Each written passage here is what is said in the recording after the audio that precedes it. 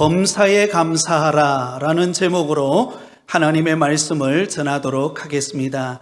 하나님은 우리 예수 믿는 성도들을 향한 기대가 있습니다. 그것은 하나님의 뜻을 따라 살아가는 복된 인생이 되는 것입니다. 그렇다면 여러분, 우리 믿는 성도들을 향한 하나님의 뜻은 무엇입니까?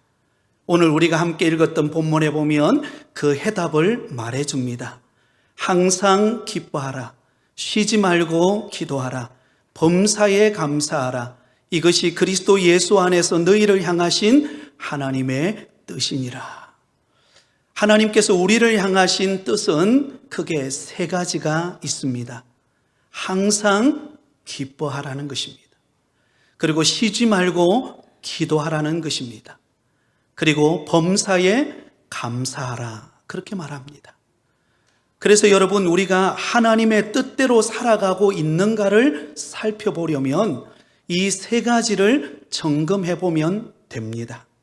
요즘 나는 항상 기뻐하고 있는가? 요즘 나는 쉬지 않고 하나님 앞에 기도하고 있는가? 요즘 나는 범사에 감사하고 있는가? 여러분들은 어떠세요? 하나님의 뜻대로 살아가고 있다고 생각이 되십니까?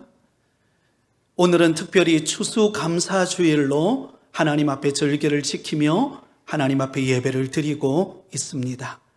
특별히 오늘 이 시간에는 범사에 감사하라 라는 이 말씀을 중심으로 함께 은혜를 나누고자 합니다.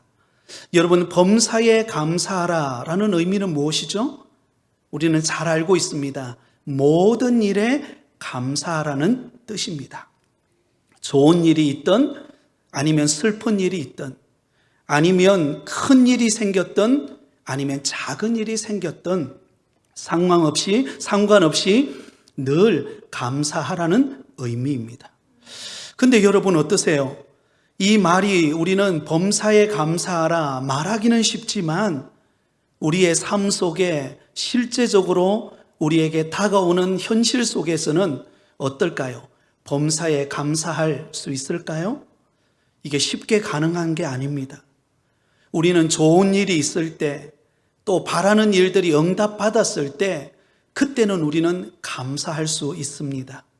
하지만 예상하지 못했던 좋은 일이 아닌 안 좋은 일이 발생했을 때, 또 어려운 일이 생겼을 때 그때는요, 감사가 나오지를 않아요.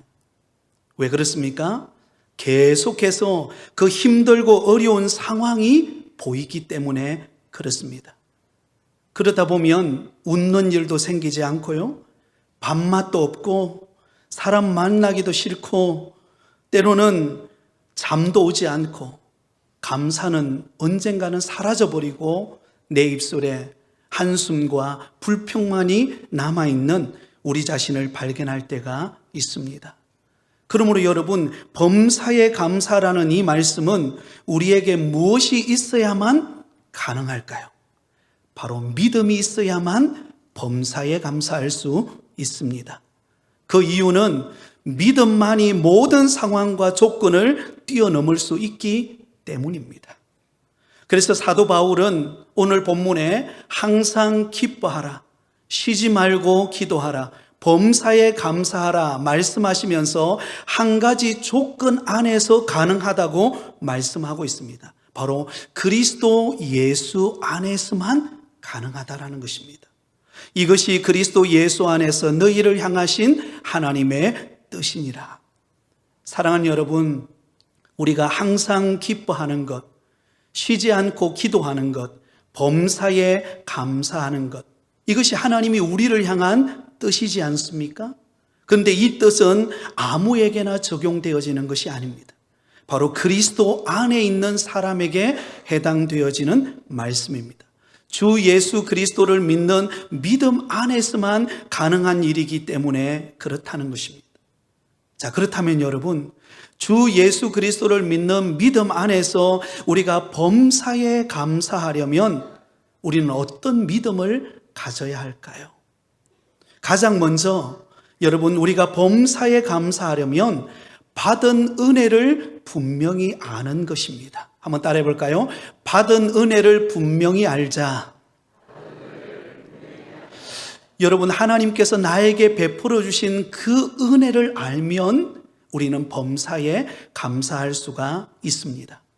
에베소서 5장 20절에 보면 이렇게 기록되어 있습니다. 같이 읽습니다. 범사에 우리 주 예수 그리스도의 이름으로 항상 아버지 하나님께 감사하며. 골로새서 2장 6절과 7절입니다. 같이 읽습니다. 그러므로 너희가 그리스도 예수 주로 받았으니 그 안에서 행하되 그 안에 뿌리를 박으며 세움을 받아 교훈을 받은 대로 믿음에 굳게 서서 감사함을 넘치게 하라.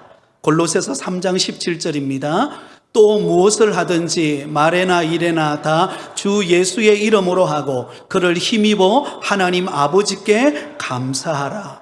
여러분, 지금 여기 세 군데를 함께 읽었는데요, 여기 말씀을 보면 감사하라 그렇게 말씀하시면서 공통적으로 조건 하나가 붙어 있습니다.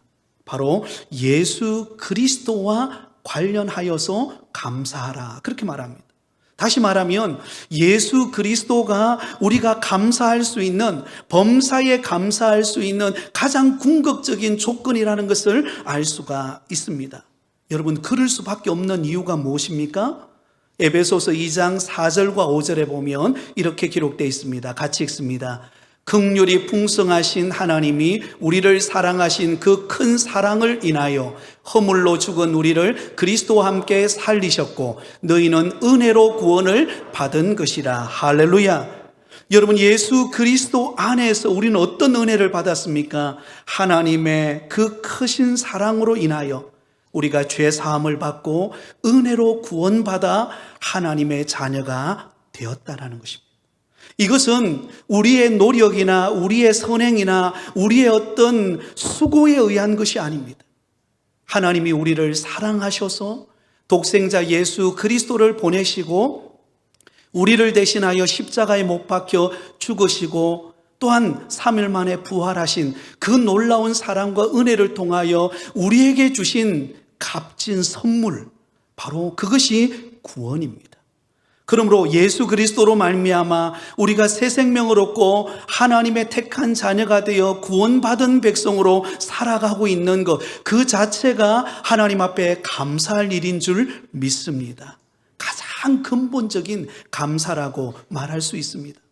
여러분, 세상에 아무리 좋은 것 가지고 있다 할지라도, 아무리 높은 자리에 올라간다 할지라도 그 사람에게 구원의 은혜가 없다면, 그 사람이 예수 그리스도로 말미암아 믿음의 택한 자녀가 되지 못한다면 그 인생은요, 결국은 멸망의 길로 가는 인생이 되어버리고 마는 것입니다. 그런데 멸망의 길로 가던 우리를 하나님의 택한 자녀 삼아서 죄 사함을 허락하시고 하나님의 은혜로 구원받아 믿음으로 살아가게 하신 것, 그 자체가 하나님 앞에 감사인 줄 믿습니다. 또한 우리는 주님 안에서 오늘도 그 은혜를 받고 우리는 믿음으로 살아가고 있는 것입니다. 누가복음 17장 11절 이하에 보면 이런 이야기가 나옵니다. 예수님께서 길을 가실 때에 10명의 나병 환자가 큰 소리로 예수님에게 외칩니다. 우리를 불쌍히 여기소서. 여러분, 이 10명의 나병 환자는요, 손이 문드러지고 얼굴이 문드러지면서 서서히 형체를 알 수 없는 그런 고통과 절망 속에 살아가는 자들이었습니다. 사랑하는 가족을 떠나서, 사랑하는 친구를 떠나서 외롭고 힘든 고독한 사막 한가운데 초라한 집을 짓고 그들은 소외되어진 곳에서 살아가는 자들이었습니다. 그들이 예수님이 지나간다는 소문을 듣고 예수님, 우리를 불쌍히 여겨주세요. 예수님은 그 말을 들으셨습니다. 그리고는 그들을 바로 고쳐주는 것이 아니라 제사장에게로 가서 너희의 몸을 보여라. 여러분, 당시 제사장은 나병에 걸렸던 사람들이 고침을 받으면 제사장에게로 와서 나음을 입었다라고 인정을 받고 확인을 받아야 그 공동체 속으로 들어올 수가 있었습니다. 그래서 예수님의 그 말을 듣고 믿고 이 10명의 나병 환자가 제사장에게로 갑니다. 근데 가는 도중에 무슨 일이 일어나죠? 그들이 고침을 받아요. 문드러졌던 손이 어린아이 손같이 변합니다. 문드러졌던 그의 얼굴이 형체를 아는 이전의 모습으로 돌아오게 된 것입니다. 얼마나 기뻤을까요? 얼마나 감격했을까요? 그들은 너무너무 기뻐서 제사장에 가서 치유함을 받았다라는 확정을 받고 돌아옵니다. 이제는 여러분, 그들은 그 사회 공동체 속으로 사랑하는 가족에게로 돌아갈 수가 있습니다. 근데 성경 가운데, 그들 가운데 10명이 이 나병 환자가 나음을 받았는데 그 중에 한 사람만이 예수님에게로 와서 감사했다, 그렇게 기록합니다. 그러자 예수님은 누가복음 17장 17절에 이렇게 말씀합니다. 우리 같이 읽겠습니다. 예수께서 대답하여 이르시되 10사람이 다 깨끗함을 받지 아니하였느냐? 그 9은 어디 있느냐? 여러분, 10명이 고침을 받았습니다. 나음을 입었고 이전에 그 아름다웠던 고왔던 모습으로 변화가 일어났습니다. 그렇다면 당연히 누구에게 가장 먼저 찾아와야 할까요? 우리 예수님에게로 찾아와서, 예수님, 나같이 연약한 자를 고쳐주신 것 감사합니다. 이 모든 것이 예수님의 은혜입니다. 그렇게 고백해야 마땅한데 그 10명의 나병 환자 고침받은 사람 중에 단 한 사람, 그것도 사마리아 사람이 예수님에게로 와서 감사를 드렸다라는 것입니다. 사랑하는 성도 여러분, 하나님께서 저와 여러분에게 베풀어 주신 은혜를 한번 생각해 보세요. 2023년도 엊그제 시작된 것 같은데 이제 한 해가 마무리되어지는 때가 되었습니다. 때로는 어려움도 있었을 것이고, 때로는 예상하지 못한 환경도 펼쳐졌을 것이고, 수많은 일들이 아마 저와 여러분의 가정 속에 있었을 것입니다. 그럼에도 불구하고 오늘까지 이렇게 지켜주시고, 오늘도 이 추수감사주의를 맞이해서 하나님 앞에 나와 감사하며 찬양하며 영광을 돌릴 수 있는 것, 이 모든 것이 하나님의 은혜인 줄 믿습니다. 여러분, 은혜를 잊지 않는 성도가 되기를 예수님의 이름으로 축복합니다. 여러분, 이어서 우리가 범사에 감사할 수 있는 이유는 모든 것이 합력하여 선을 이룰 것을 믿기 때문입니다. 한번 따라해 볼까요? 모든 것이 합력하여 선을 이루십니다. 여러분, 우리 주님은요, 우리에게 일어나는 수많은 어려움들과 수많은 환경 속에서도 모든 것을 합력하여 하나님은 선을 베푸시는 분이십니다. 사도 바울은 로마에 있는 로마 교회에 편지를 보내면서 이렇게 말씀합니다. 우리가 잘 아는 말씀이죠. 로마서 8장 28절 우리 같이 읽습니다. 우리가 알거니와 하나님을 사랑하는 자 곧 그의 뜻대로 부르심을 입은 자들에게는 모든 것이 합력하여 선을 이루느니라. 여러분, 예수 믿는다고 어려움이 안 생길까요? 아닙니다. 예수님을 잘 믿어도 어려움은 찾아옵니다. 예수님을 잘 믿어도 고난이 옵니다. 때로는 예상하지 못했던 힘든 어려움들이 우리에게 찾아옵니다. 근데 그때 우리가 가져야 되는 신앙의 태도가 무엇인가? 하나님은 이 모든 어렵고 힘든 환경을 통하여 합력하여 선을 이루실 것이다. 여러분, 이것을 믿는 거예요. 그것을 믿는 믿음의 성도에게 하나님께서 놀라운 은혜를 베풀어 주십니다. 여러분, 화가들이 그림을 그리잖아요. 화가들이 그림을 그릴 때 처음에 이렇게 하얀 도화지를 갖다 놓고 옆에 먹과 붓을 갖다 놓고요, 처음에 고민했던 그 화가가 그림을 그리기 시작하잖아요. 처음에 그림을 그릴 때는 이게 어떤 그림이 될까 이해가 안 돼요. 그리고 뭐 붓을 가지고 이렇게 먹을 발라서 이렇게 쫙 칠을 하면 처음에는 이해가 안 되고 상상이 안 됩니다. 어떤 그림이 나올까? 근데 한참을 지나고 나면은요, 어때요? 그 작품이 완성될 때는, 아, 이런 그림을 그리기 위해서 저 화가가 그런 고민이 있었고 이렇게 시간을 보냈구나. 작품이 완성되어지는 순간, 그때 이런 작품을 만들기 위해서 화가가 그림을 그렸구나라는 것을 우리는 알게 됩니다. 여러분, 우리 교회당 바로 옆에 지금 1000세대 가까운 아파트가 들어서기 위해서 마지막 철거 작업이 거의 끝나가고 이제 기초 작업을 다지기 위한 준비를 하고 있습니다.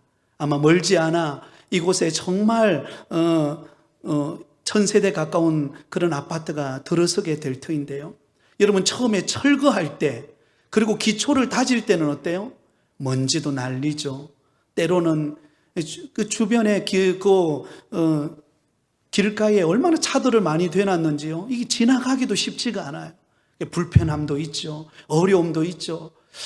그러면 여러분, 건물을 짓는 그곳을 보면 저 언제 짓겠나 싶은 생각도 듭니다. 특별히 여기 산 바로 아래이기 때문에 제가 보니까는요, 이게 돌산 같아요.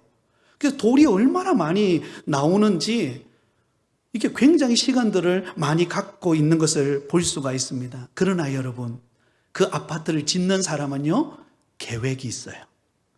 지금은 먼지가 날리고, 지금은 땅을 파는 게 더디고, 또 사람들이 지나다니는데 불편함이 있고, 여러 가지 어려움들이 있지만, 그러나 그 건물을 짓는 사람은요, 염려하지 않아요.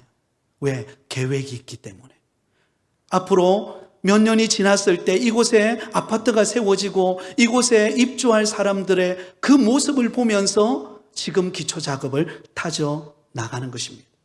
근데 우리가 볼 때는 이해가 안 되죠.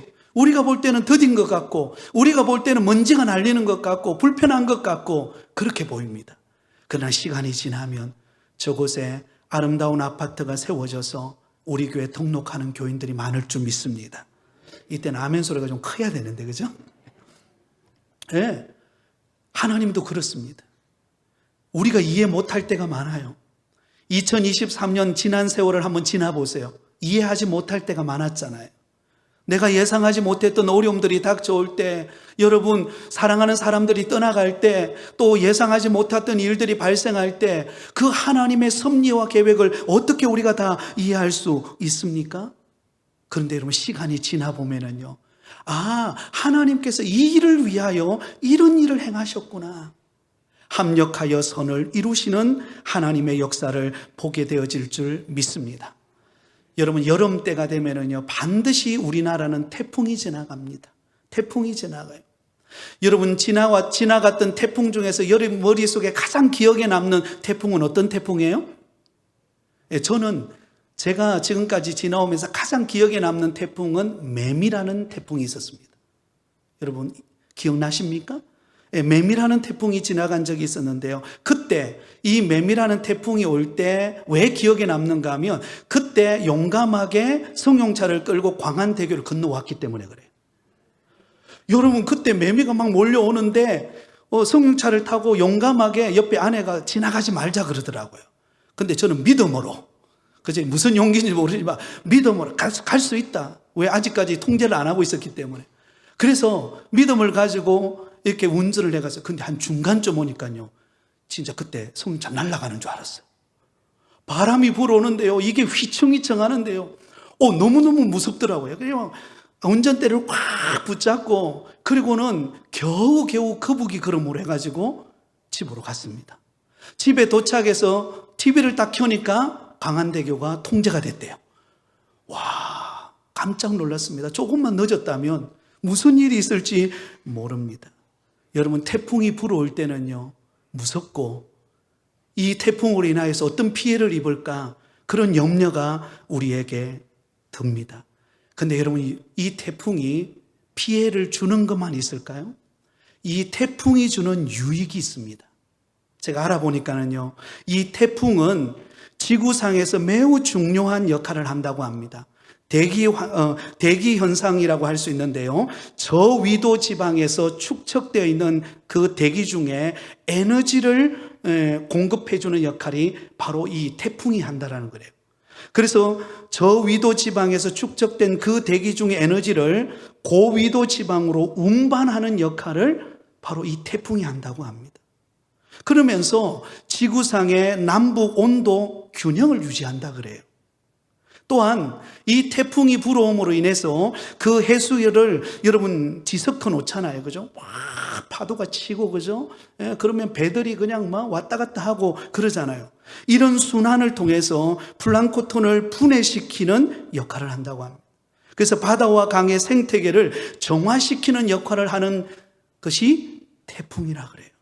그래서 여러분, 강에 태풍이 불어오지 않고 늘 맑은 날씨만 되면 어떤 일이 벌어지죠? 녹조 현상이라는 게 발생합니다.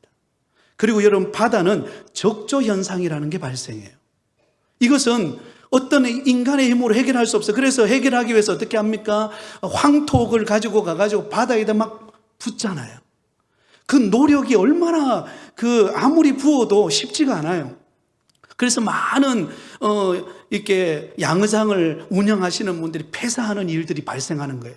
그런데 여러분, 그때 태풍이 한번 샥 불어오면 어떤 일이 벌어질까요? 강에 있던 녹조 현상이 떠나갑니다.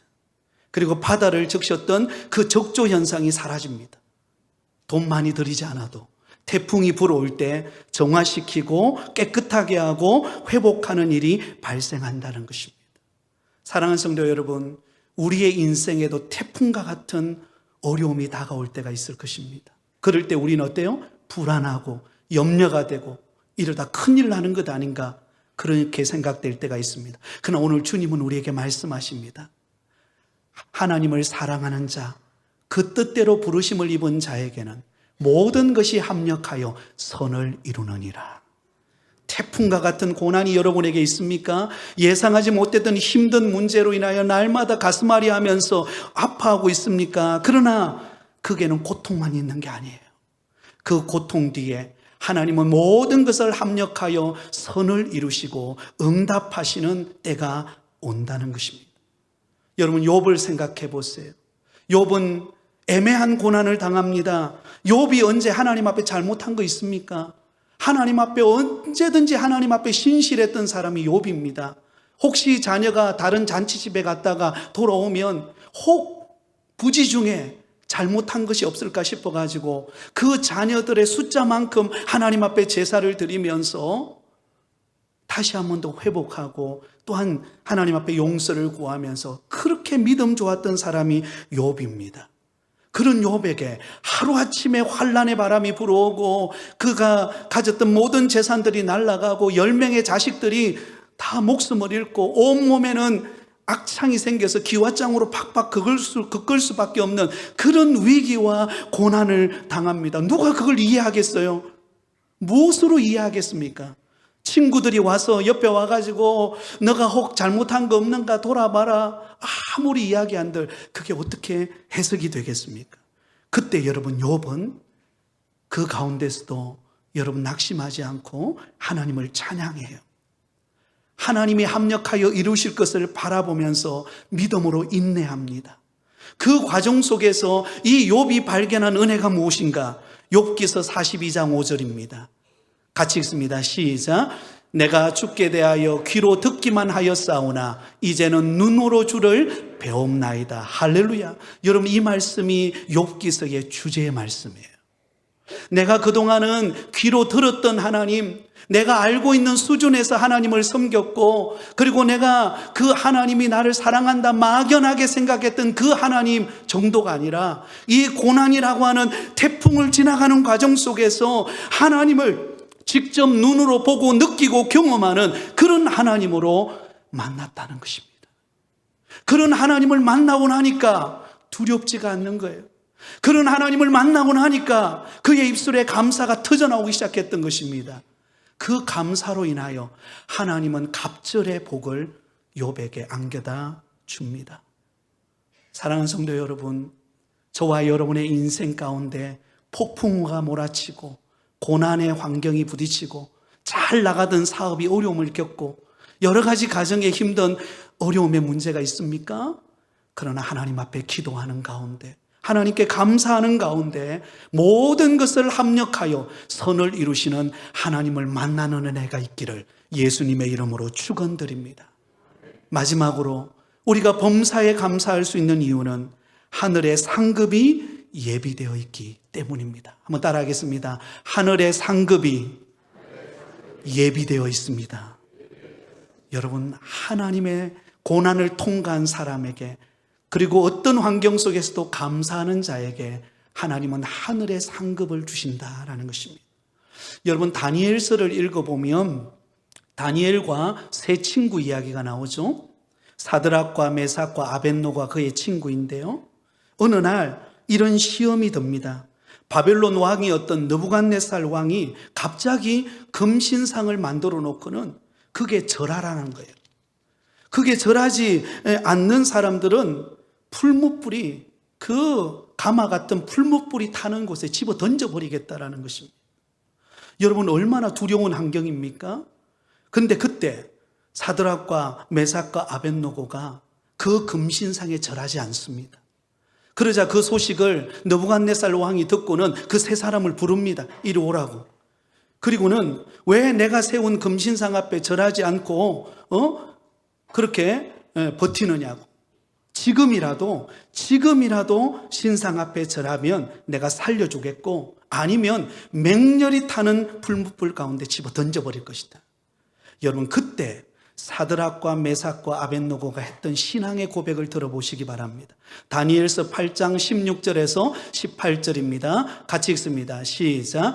사드락과 메삭과 아벳노고가 왕에게 대답하여 이르되, 느부갓네살이여, 우리가 이 일에 대하여 왕에게 대답할 필요가 없나이다. 왕이여, 우리가 섬기는 하나님이 계시다면 우리를 맹렬히 타는 풀무불 가운데서도 능히 건져내시겠고 왕의 손에서도 건져내시리이다. 그렇게 하지 아니하실지라도 왕이여, 우리가 왕의 신들을 섬기지도 아니하고 왕이 세우신 금신상에게 절하지도 아니할 줄을 아옵소서. 아멘. 여러분, 사드락과 메삭과 아벳노고는 하나님을 신뢰했습니다.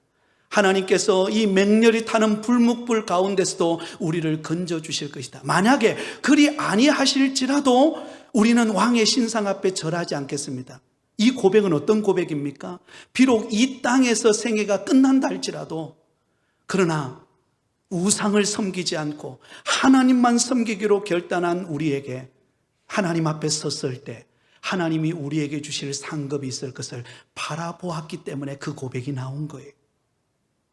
여러분, 다리오 왕 때였습니다. 다니엘을 시기하던 총리들과 관료들이 어떻게 하면 저 다니엘을 좀 제거할 수 있을까? 그 고민하다가 그들이 세운 전략이 무엇인가 하면, 이제부터 30일 동안 누구든지 왕 외에 다리오 왕 외에 다른 신에게 무엇인가 기도한다면 그 사람을 사자굴에 집어넣어 버리겠다. 굶주린 사자의 밥이 되게 해버리기를 바란다고 왕에게 요청합니다. 그러자 다리오 왕이 어때요? 금령을 내리죠. 지금부터 30일 동안 왕 외에 다른 신에게 기도하는 사람을 하나님께서는, 이 다리오 왕은 반드시 사자굴에 집어넣겠다. 여러분, 그 말을 다니엘이 듣습니다. 그때 다니엘이 취했던 행동을 보세요. 다니엘서 6장 10절입니다. 같이 읽습니다. 시작. 다니엘이 이 조서에 왕의 도장이 찍힌 것을 알고도 자기 집에 돌아가서는 윗방에 올라가 예루살렘으로 향한 창문을 열고 전에 하던 대로 하루 3번씩 무릎을 꿇고 기도하며 그의 하나님께 감사하였더라. 할렐루야. 여러분, 다니엘이 조서에 딱 그 왕의 도장이 찍힌 걸 알았어요. 그거는 바꿀 수 없다는 이야기거든. 그러면 다른 신에게, 자신이 믿는 신에게 기도를 하거나 뭔가 구하면 그 사람은 반드시 사자의 밥이 된다는 것을 알았습니다. 그런데 다니엘이 어떻게 행동합니까? 그 왕의 도장이 찍힌 것을 알고도 늘 하나님 앞에 기도했듯이 하루 3번씩 창문을 열고 하나님 앞에 간절히 기도하면서, 어떻게 기도하죠? 그가 하루에 3번씩 무릎을 꿇고 기도하며 그의 하나님께 감사하더라. 여러분, 지금 이게 감사가 나올 상황입니까? 지금 감사가 나올 상황이 아니에요. 지금 죽을 지경이에요. 지금 자기를 바라보는 모든 시선이 지금 따가운 환경입니다. 그러나 여러분, 그 가운데서도 다니엘은 무엇을 믿었습니까? 하늘나라 상급을 바라본 거예요. 하나님 앞에 내가 섰을 때, 비록 내가 사자의 밥이 된다 할지라도 내가 하나님 앞에 섰을 때 하나님이 내게 상급을 주실 그날이 올 것이다. 그걸 바라보면서 감사했다라는 것입니다. 사랑하는 성도 여러분, 여러분들은 요즘 무엇을 보며 감사하고 있습니까? 무엇 때문에 낙심하고 좌절하고 있습니까? 우리가 바라보는 것이 땅에 있는 것 아닙니까? 당장 내 눈앞에 보이는 것, 당장 내 앞에 해결되지 않는 것, 그거 보며 낙심하고 좌절하고 우울해하고 기뻐하지 못하고 감사하지 못하고 계시지는 않습니까? 그러나 우리는요, 위로 바라봐야 될 존재입니다. 여러분, 해바라기가 날마다 해를 바라보듯이 우리 예수 믿는 성도들은 하나님을 바라보고 하나님이 주실 은혜를 바라보고 하나님이 주실 영원한 상급을 바라보고 살아가는 존재인 줄 믿습니다. 땅은요, 순간순간마다 바뀝니다. 날씨가 변하듯이. 여러분, 지난주에 첫눈이 왔어요. 보셨나요? 네, 첫눈이 제 차 위에 딱 내려서 그걸 찍어가지고 제가 너무 기쁘더라고요. 여러분, 수시로 변합니다. 그러나 하늘나라의 상급은 영원히 변하지 않습니다. 그것은 우리에게 영원히 간직할 상급입니다. 마태복음 5장 11절 12절에 이렇게 말씀합니다. 같이 읽습니다. 시작. 나로 말미암아 너희를 욕하고 박해하고 거짓으로 너희를 거슬러 모든 악한 말을 할 때에는 너희에게 복이 있나니 기뻐하고 즐거워하라. 하늘에서 너희의 상이 큼이라. 너희 전에 있던 선지자들도 이같이 박해하였느니라. 예수님의 복음을 전하는 사람을 박해하는 자를 여러분 두려워하지 말라는 것입니다. 왜? 하늘 상급이 크기 때문에. 사도 바울은 그가 여러분 고난당하면서 복음을 전할 때 결코 위축되지 않고 결코 절망하지 않고 감사했던 이유가 무엇인가? 고린도전서 9장 24절 25절 마지막으로 같이 읽습니다. 시작. 운동장에서 다름질하는 자들이 다 달릴지라도 오직 상을 받는 사람들은 한 사람인 줄을 너희가 알지 못하느냐? 너희도 상을 받도록 이와 같이 다름질하라. 이기기를 다투는 자마다 모든 일에 절제하나니 그들은 썩을 승리자의 관을 얻고자 하되 우리는 썩지 아니한 것을 얻고자 하노라. 할렐루야. 사도 바울은 땅에 있는 것, 썩어질 것, 잠시 있다가 누리다가 사라지는 것, 여기에 소망 두지 않았다는 것입니다. 하나님 앞에 섰을 때, 하나님 앞에 섰을 때 착하고 충성된 종아, 내가 잘하였다. 칭찬받는 그 상급 바라보고 오늘의 고난을 이기고 오늘의 어려움을 이겨내고 어떤 상황 속에서도 감사하는 믿음의 사람이 될 수 있었던 것입니다. 오늘 이 시대에 저와 여러분이 그런 사람 되기를 바랍니다. 감사할 게 없다고요? 지금 환경이 내게 닥쳤다고요? 아닙니다. 우리는 그 가운데서도 감사할 수 있어요. 왜냐하면 우리 눈에 보이지 않지만 하늘나라 상급이 준비되어 있기 때문입니다. 그러므로 어떤 상황 속에서도 감사의 입술을 열어 하나님을 찬양하고 감사하시기 시작하시기 바랍니다. 그러면 감사의 열매를 하나님이 주실 줄 믿습니다. 이 은혜 가지고 범사에 감사하는 저와 여러분이 되시기를 예수님의 이름으로 축원드립니다.